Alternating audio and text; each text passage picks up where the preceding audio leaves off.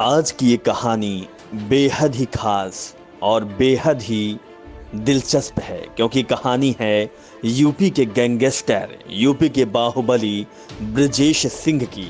आज हम आपको बताएंगे कि बाप के हत्यारे के बाप को पैर छूकर कैसे मारा था ब्रजेश सिंह ने। जी हाँ, ब्रजेश सिंह एक एवरेज लड़का हुआ करता था। बनारस से बीएससी कर रहा था। 1984 में इंटर की परीक्षा में ब्रजेश के बढ़िया नंबर आए थे। गाजीपुर के धरौरा से था। गाजीपुर वालों के लिए सब कुछ बनारस में ही मिलता था, खाली गुंडई की ट्रेनिंग छोड़ के।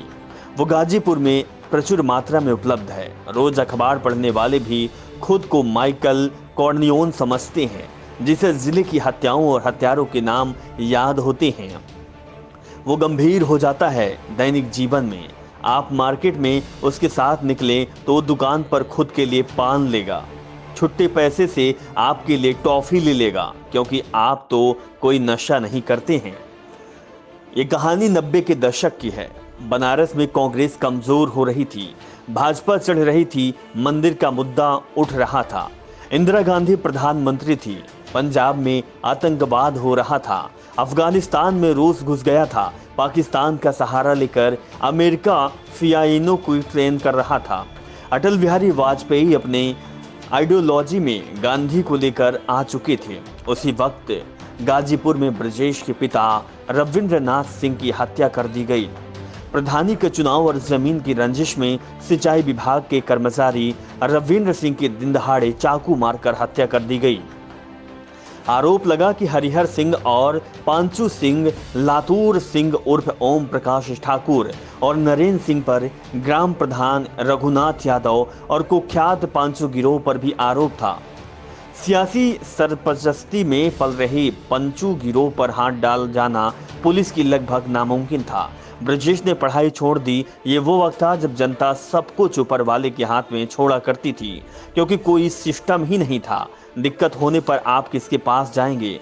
पढ़ाई ऐसी भी नहीं कि आपको विचारक बना दे, आप अपराध के खिलाफ जंग छेड़ दे, गांधी बन जाए। नितांत अकेले और बनारस गाजीपुर करते करते काफी सांत्वना थी। आपके अपने लोग ही आपको बहका दे। खून का बदला खून से नहीं लिया तो मर्द कैसा, इस तरीके की बात भी हुआ करती थी।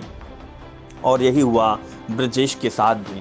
कहते हैं कि फिल्मी अंदाज में ब्रजेश ने पिता की चिता पर बदले की कसम खाई थी। जी हाँ, ब्रजेश सिंह और पांचू का घर अगल बगल है। दुश्मनी के बावजूद दोनों में रिश्तों का लिहाजा था। बदले की आग में जल रहा ब्रजेश एक दिन पांचू के पिता हरिहर सिंह के पास पहुंचा। उनके पांव छुए, उनको शॉल भेंट की और बताया जाता है कि कहते हुए उन्हें गोलियों से भून दिया कि मुझे पिता के कत्ल का बदला लेना है। ये साल 1985 था। उस वक्त जब पांचू गिरोह और रघुनाथ यादव को अंदाजा भी नहीं था कि उसके एक अपराध ने इतने खूंखार इंसान को जन्म दिया है।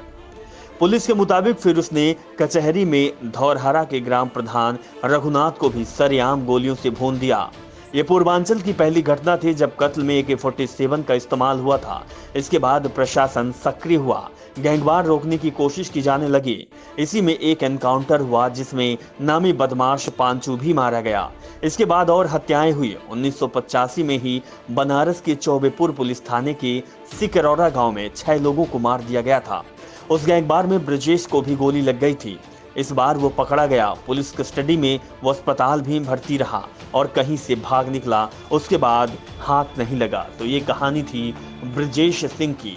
वही ब्रजेश सिंह जो एक साधारण लड़का था, पढ़ने लिखने के लिए बनारस गया था, लेकिन बाप के हत्यारे के बाप को पैर छूकर ब्रजेश को मारना काफी पसंद था और उसने अपने बाप के चिता में कसम भी खाई थी और उस कसम को ब्रजेश सिंह पूरा कर गया और बन गया उत्तर प्रदेश का सबसे बड़ा बाहुबली, सबसे बड़ा कुख्यात और सबसे बड़ा गैंगस्टर ब्रजेश सिंह।